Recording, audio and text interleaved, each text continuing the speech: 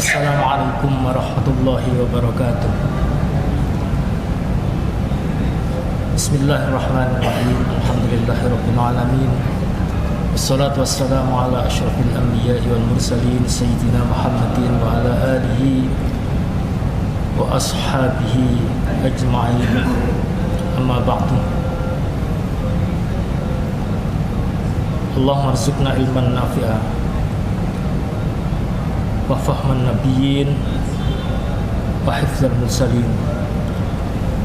Sallallahu ala sayyidina alhamdulillahi rabbil alamin. Bapak Ibu para jamaah rahimakumullah, pada malam hari ini kita melanjutkan kaji kita pada pertemuan sebulan yang lalu.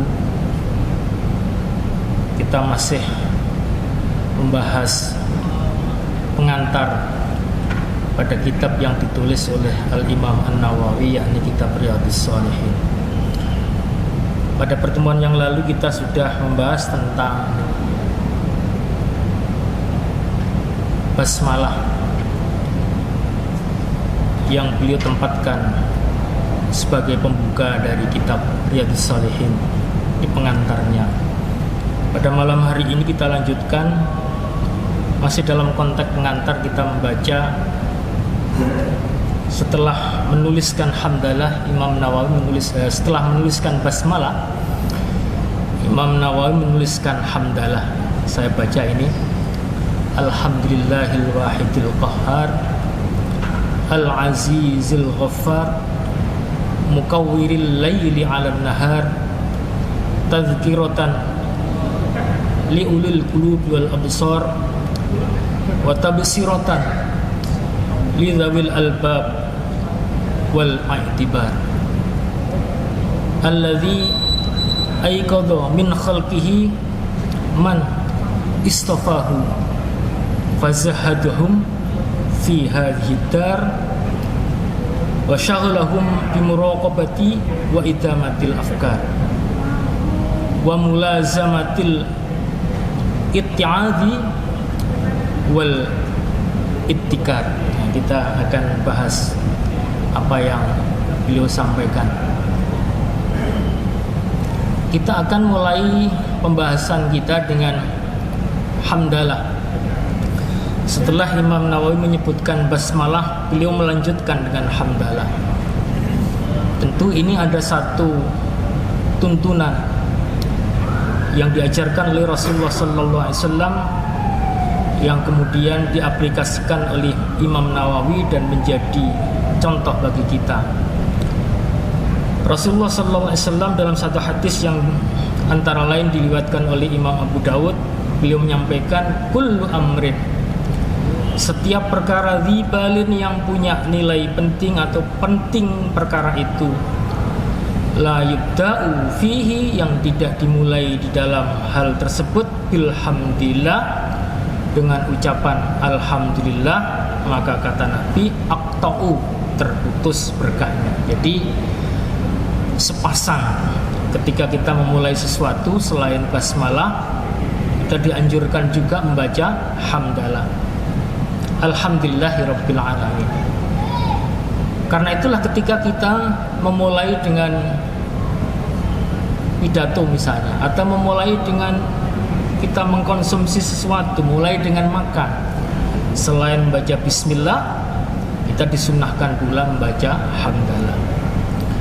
Ketika kita mulai menulis kitab ya, menulis skripsi misalnya, atau membuat satu karya tulis ilmiah, kita mengantarkannya dengan contoh sesuai dengan tuntunan Rasulullah dan dicontohkan oleh Imam Nawawi, salah satunya di dalam kitab beliau, dimulai dengan di samping basmalah juga alhamdulillah. Hal ini juga sesuai dengan sabda Rasulullah sallallahu alaihi wasallam yang diriwayatkan oleh sahabat beliau yang bernama Fudalah bin Ubaid. Jadi Fudalah bin Ubaid itu menyampaikan, an Fudalah bin Ubaid anin Nabi sallallahu alaihi wasallam, dari Fudalah bin Ubaid, seorang sahabat Rasulullah, beliau menceritakan bahwa Nabi Muhammad sallallahu alaihi wasallam itu bersabda, sabdanya apa? Idza shalla ahadukum, ketika berdoa salah seorang di antara kalian, falyabda'u, maka mulailah doa itu bitahmidillah.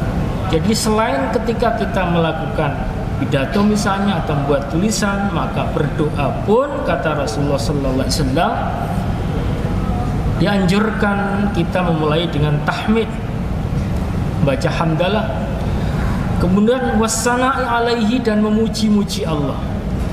Jadi kita memuji Allah itu antara lain dengan Asmaul Husna. Allah punya nama-nama yang baik. Baru kemudian summa la yusalli ala Nabi sallallahu alaihi wasallam, kemudian dilanjutkan dengan baca salawat. Baru summa la yad'u ba'du, kemudian barulah kita meminta sesuai dengan ba'du ba'da dzalika bimasya, sesuai dengan apa yang kita inginkan dari doa kita. Nah, ini satu tuntunan ketika kita berdoa. Itulah satu kebiasaan para ulama kita itu kalau berdoa itu mulai bismillahirrahmanirrahim, alhamdulillahirabbil alamin, wassalatu wassalamu ala asyrafil mursalin wa ala alihi wa sahbihi ajmain, baru walhamdulillahirabbil alamin, baru baca doanya. Jadi begitu. Nah, para jamaah, tadi disebutkan di dalam konteks kita memulai sesuatu dan berdoa, kita juga dianjurkan memuji kepada Allah. Jadi doa itu kita meminta. Nah, kalau meminta itu etikanya memang ada mekanisme memuji gitu ya. Ada mekanisme yang namanya ngerayu gitu ya, namanya minta, memuji kepada Allah. Allah suka ketika dipuji. Nah, di antara cara memuji disebutkan dalam Al-Qur'an, walillahil asmaul husna. Allah itu punya nama-nama yang baik, maka fad'uhu biha. Nah, kalau kita berdoa, mintalah dengan nama-nama yang baik tadi itu. Di dalam surat Al-Isra misalnya Allah juga menyampaikan, Qulidullah awid'ur rahman ayyamma tad'u falahul asmaul husna. Katakanlah Muhammad, serulah Allah, Qulidullah awid'ur rahman ayyamma tad'u, di mana ketika kalian berdoa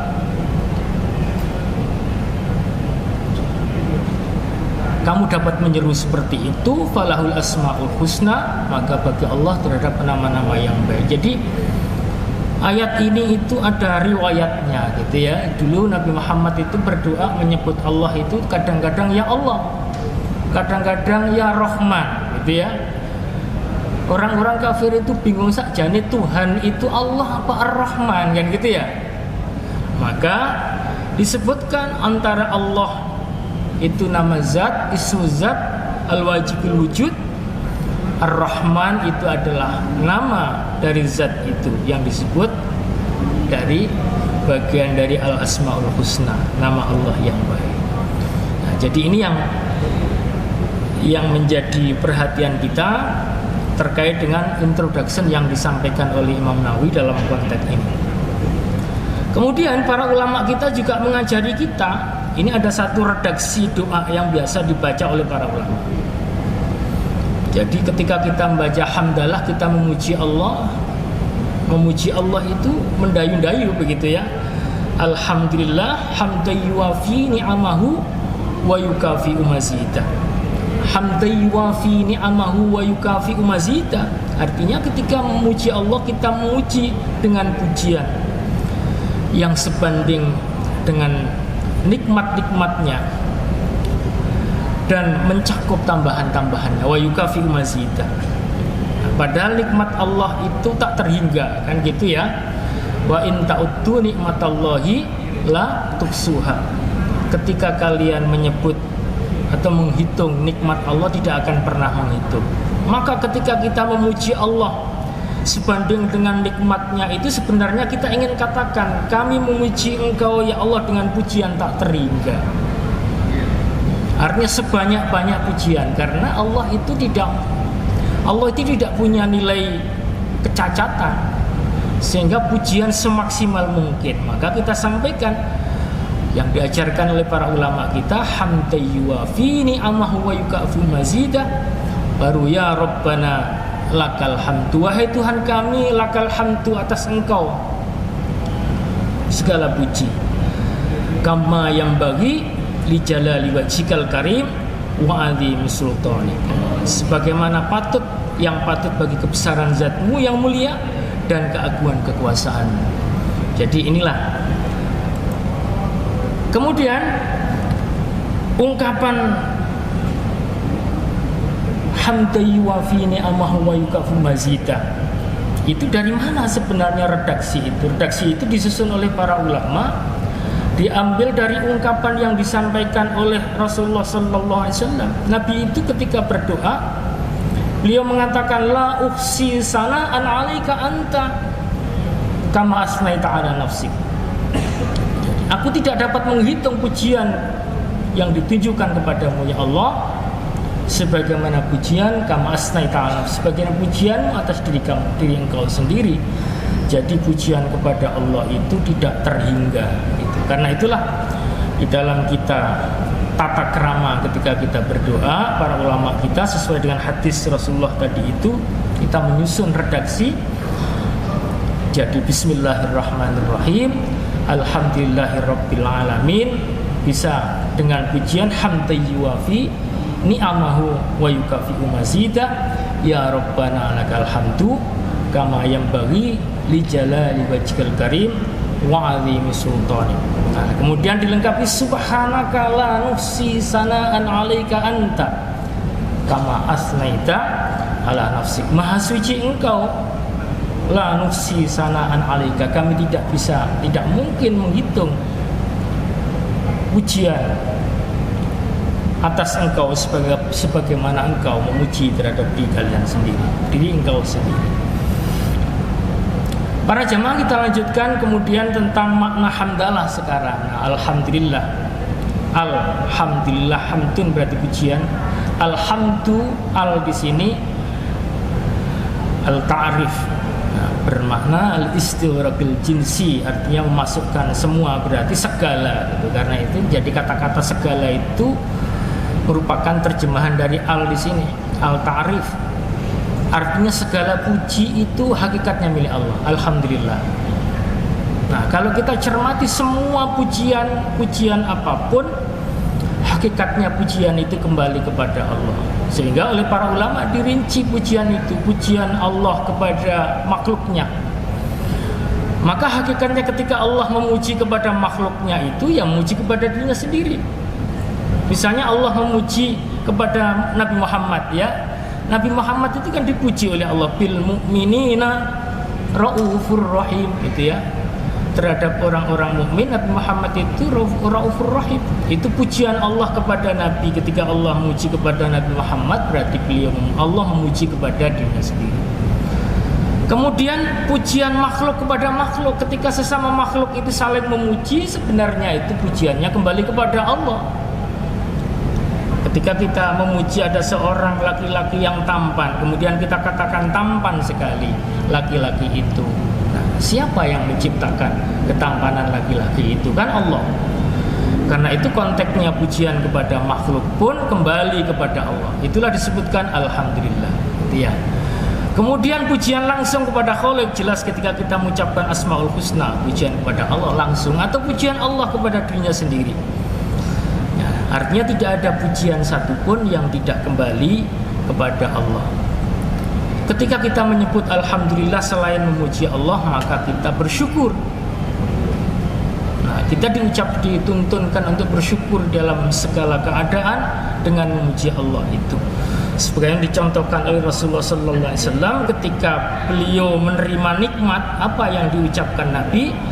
Alhamdulillah, maha suci Allah alladzi bi nikmatihi, yang dengan nikmat-nikmatnya itu tatimmus shalihat, sempurnalah kebaikan-kebaikan.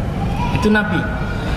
Jadi Nabi itu ketika menerima nikmat yang diucapkan alhamdulillah alladzi bi nikmatihi tatimmus shalihat. Berarti ketika kita dapat rezeki gitu ya, ketika kita sembuh dari sakit, itu kan nikmat yang langsung bisa kita rasakan, nikmat yang langsung bisa kita ketahui dengan pikiran kita. Maka ucapan yang tepat, alhamdulillah alladzi bi ni'matihi tatimmus shalihat. Segala puji bagi Allah yang dengan nikmatnya itu sempurnalah kebaikan-kebaikannya. Gitu ya. Tetapi ketika Nabi itu menghadapi musibah, Nabi tetap memuji kepada Allah. Nah, pujian yang diucapkan Nabi, alhamdulillahi ala kulli hal. Segala puji bagi Allah dalam segala keadaan, atas segala keadaan. Nah, jadi ini kita perlu cermat penggunaan. Kadang-kadang kita mengucapkan alhamdulillah ala kulli hal itu tidak tepat gitu ya. Artinya kita mendapatkan nikmat yang kita ucapkan alhamdulillahi ala kulli hal. Sementara kalau mengikuti yang diajarkan Nabi, ketika mendapatkan nikmat, alhamdulillah alladzi bi ni'matihi tatimmus shalihat. Tetapi ketika kita menghadapi musibah, maka pujian yang kita ucapkan alhamdulillah ala kulli hal. Segala puji bagi Allah atas segala keadaan. Kenapa kita harus memuji Allah? Karena sebenarnya kita tidak tahu bahwa ujian yang diberikan kepada Allah itu sesuatu yang ternyata baik. Kadang-kadang kan di dalam benak kita, ketika kita menghadapi sesuatu yang di dalam pandangan kita sesaat itu sesuatu yang tidak menyenangkan, padahal sebenarnya itu sesuatu yang di masa depan kita baru tahu bahwa Allah punya maksud lain. Allah tidak pernah punya maksud buruk kepada hambanya. Karena itulah kita selalu diajarkan untuk memuji kepadanya. Sehingga di dalam Al-Quran disebutkan, asa an takrahu syai'an wa huwa khairul lakum. Bisa jadi sesuatu yang itu tampaknya tidak cocok, tidak menyenangkan kalian, sebenarnya itu sesuatu yang baik bagi kalian. Contoh misalnya ya, kita ini mau perjalanan, gara-gara macet terlambat pesawat ya. Mungkin sesaat ketika itu kita kesal ya, bener gak? Terlambat pesawat itu kesal. Kadang-kadang kalau nggak serantan kita bisa marah-marah. Yang kita marahi kadang-kadang nggak jelas, sopir yang ngantar kita itu ikut kita marahi. Tetapi ketika kita kembalikan kepada Allah, oh memang kita sudah berusaha semaksimal mungkin, kemudian ternyata telat karena ada halangan, ya sudah, alhamdulillahi ala kulli hal. Ternyata apa yang terjadi, kita baru sadar 1 jam kemudian ada berita pesawat yang akan kita tumpangi tadi itu kecelakaan, jatuh, kan gitu ya. Nah, baru kita menyadari, oh begitu ya, kok tadi saya ikut naik pesawat itu mungkin ikut bablas, gitu ya. Nah, disinilah kita tidak tahu apa yang sedang dan akan terjadi. Karena itulah kita dianjurkan terus memuji Allah. Sebaliknya, wa asa an tuhibbu syai'an, dan bisa jadi sesuatu yang itu kalian senangi, wa huwa syarrul lakum, dan itu sesuatu yang sebenarnya kurang baik untuk kalian. Sedangkan wallahu ya'lamu, Allah lah yang lebih mengetahui, wa antum la ta'lamun, sedangkan kalian tidak mengetahui. Nah, itulah ma'asyiral muslimin, para jamaah, ketika kita menghadapi musibah, menghadapi ujian, maka kita diperintahkan istirja supaya kita tidak menggerutu. Nah, di dalam Al-Quran, ayat yang sering juga kita baca, di dalam surat Al-Baqarah ayat 155, Allah menyampaikan, wala nabluwannakum bisyai'im minal khawfi wal ju'i wa naqsim minal amwali wal anfusi was samarat wa basyirus sabirin alladzina idza asabatuhum musibatun qalu inna lillahi wa inna ilaihi raji'un. Nah, gitu. Jadi kadang-kadang kita ini diuji oleh Allah. Ujian itu bisa jadi berupa khauf, rasa takut, walju, rasa lapar, wa naqsi minal amwal, kondisi kekurangan harta seperti sekarang diuji dengan krisis macam-macam ya, ada beras lah mahal dan sebagainya. Wal anfus, diuji dengan anfus, dengan jiwa kita mendengar kematian bertebaran seperti pada waktu yang lalu ada kasus ya, musibah wabah Covid, banyak orang berseliweran mati ya, ada ambulan. Wasamorot, kekurangan buah-buahan, jadi paceklik, tanaman kita dihabiskan oleh tikus macam-macam ya. Nah ini kalau kita nggak kembalikan kepada Allah, stres kita. Maka firman Allah, wabasyiris sabirin, beri kabar gembira terhadap orang-orang sabar. Orang yang sabar itu apa? Idza asabatum musibah, ketika menghadapi inna lillah wa inna ilaihi raji'un. Kita lanjutkan pengantar yang disampaikan Imam Nawawi. Setelah Imam Nawawi menyampaikan alhamdulillah, beliau menyebutkan al-wahidil qahar, al-azizil ghaffar. Ini adalah diantara asmaul husna. Nah, di dalam Al-Quran misalnya Allah berfirman dalam surat Az-Zumar, wallahul wahidul qahar. Dialah Allah yang punya sifat al-wahid, tapi juga punya sifat al-qahar. Al-wahid sering diterjemahkan dengan yang maha esa, sedangkan al-qahar yang sering diterjemahkan dengan makna perkasa, tetapi juga dengan makna memaksa, gitu ya. Jadi Allah punya sifat perkasa tapi juga memaksa. Ketika Allah punya menunjukkan sifat kekuasaan, keperkasaannya, maka manusia itu tidak bisa berbuat apa-apa. Sehingga ada satu ungkapan yang disampaikan oleh seorang ulama sufi namanya Ibnu Athaillah ya, kita mengenal Ibnu Athaillah yang menulis kitab Hikam. Beliau membuat satu statement begini, mata mana'aka asyhadaka qahru. Ketika Allah tidak menuruti apa yang menjadi keinginan kalian, maka sebenarnya Allah sedang menunjukkan sifat al-qaharnya, sifat memaksa, sifat perkasanya. Jadi ketika Allah menunjukkan sifat al-qahar, sebenarnya manusia nggak berdaya. Buktinya apa? Contohnya kasus musibah Covid yang lalu. Allah menunjukkan sifat manusia maunya sehat terus kan gitu ya. Maunya manusia itu ingin tidak ada cobaan. Maunya manusia itu ingin hidup itu lempeng saja. Suatu ketika dihadapkan pada satu realitas, Allah menunjukkan sifat al-qaharnya, maka tidak berdayalah manusia. Para dokter yang semestinya menyembuhkan penyakit diteskes oleh Allah, beberapa dokter justru bersama dengan nakes yang lain diambil duluan oleh Allah. Maka manusia jadi takut.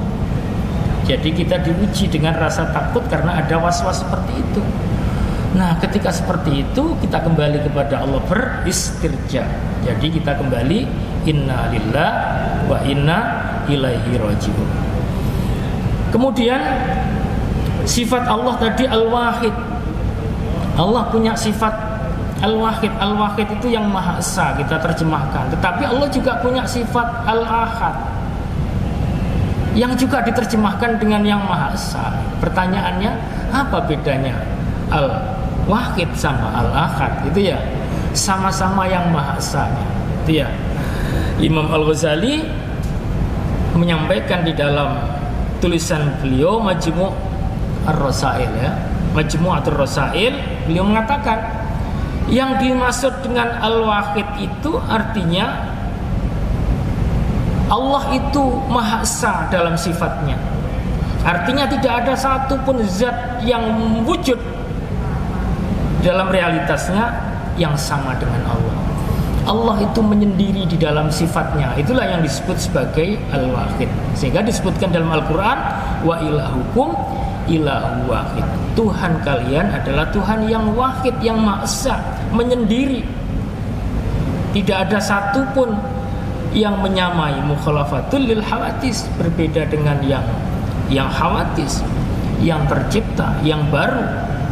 Nah, itu disebut Al-Wahid. Kemudian Al-Ahad. Al-Ahad itu artinya Allah itu esa di dalam zatnya. Zatnya bukan merupakan susunan. dan zatnya tidak bisa dipecah-pecahkan begitu. Kita bisa mengenal kalau ada satu, ini namanya satu, tapi bukan Al-Ahad ini satu botol. Kalau ditumpahkan jadi dua menjadi setengah botol, gitu ya. Kertas satu lembar kalau digunting jadi dua menjadi kertas separuh. Kalau dipotong menjadi 4 menjadi 1/4. Kamu seperti ini tidak ada pada Allah. Artinya Allah tidak ada 1/4 Allah, setengah Allah, begitu ya. Nah, itu maksudnya Al-Ahad, berarti zat Allah, zat yang tunggal. Yang kedua, Allah itu bukan merupakan susunan. Kalau kita sebut seorang manusia, berarti di sana tersusun dari anggota badan, ada tangan, ada kaki. Allah tidak tersusun. Jadi Allah bukan merupakan susunan dari bagian-bagian, bukan komponen dari jisim. Nah, disinilah para ulama kemudian membayangkan zat Allah itu sekiranya ada satu zat yang dipecah menjadi kecil-kecil yang tidak mungkin dipecah lagi, maka itu tidak sama dengan Allah. Jadi itulah contohnya cara para ulama untuk menjelaskan makna Al-Ahad itu ya. Nah, jadi inilah para jamaah konteksnya ketika kita memahami sifat Allah. Allah Maha Ahad sekaligus Maha Wahid. Maka tepatlah ketika kita ayat yang menjelaskan keesaan Allah itu dimulai dari Qul huwallahu ahad, surat Al-Ikhlas ya. Katakanlah Allah itu Qul huwallahu ahad, Allah itu yang ahad. Ahad itu artinya zatnya bukan tersusun dari apapun, tidak terpecah-pecah, zat yang ahad di dalam zatnya. Allahus Samad. Kemudian lam yalid wa lam yulad, tidak beranak dan tidak diperanakkan. Baru terakhir ditutup walam yakullahu kufuwan ahad. Walam yakullahu kufuwan ahad, tidak ada satu pun yang menyamai satu apapun. Itu artinya Allah punya sifat Maha Esa dalam konteks Al-Wahid. Jadi surat Al-Ikhlas itu dibuka dengan ucapan Al-Ahad, ditutup dengan sifat Allah Al-Wahid. Jadi mungkin itu ma'asyiral muslimin rahimakumullah pertemuan pada malam hari ini. Mudah-mudahan jadi dengan kita menelusur begitu ya, meneladani, mengambil teladan bagaimana Imam An-Nawawi membuat satu introduksi ketika beliau menulis kitab Riyadhus Shalihin ini. Kenapa beliau memilih konteks-konteks seperti ini? Ini kalau kita lihat dari sudut balaghah, sebenarnya ini adalah satu cara penyajian yang menampilkan poin-poin sifat-sifat Allah yang beliau pilih itu akan menjadi menggambarkan rencana, maksud dan tujuan beliau menulis kitab ini, yang kemudian nanti akan diuraikan di dalam paragraf berikutnya ketika beliau menjelaskan di muqaddimah ini. Mungkin itu pertemuan pada malam hari ini. Mudah-mudahan kita selalu mendapatkan bimbingan dan petunjuk dari Allah Subhanahu wa taala. A'udzubillahi minasyaitonirrajim. Bismillahirrahmanirrahim. Allahumma shalli ala Muhammad walhamdulillahirabbil alamin. Allahumma anfa'na bima 'allamtana wa 'allimna ma yanfa'una wa zidna ilma walhamdulillahi 'ala kulli hal. Allahumma inna na'udzubika min ilmin la yanfa' wa qalbin la yakhsha' wa 'amalin la yurfa' wa da'watin la yustajabu laha. Rabbana atina fid dunya hasanah wa fil akhirati hasanah wa qina 'adzabannar. Subhana rabbika rabbil 'izzati amma yasifun wa salamun 'alal mursalin walhamdulillahi rabbil alamin. Assalamualaikum warahmatullahi wabarakatuh.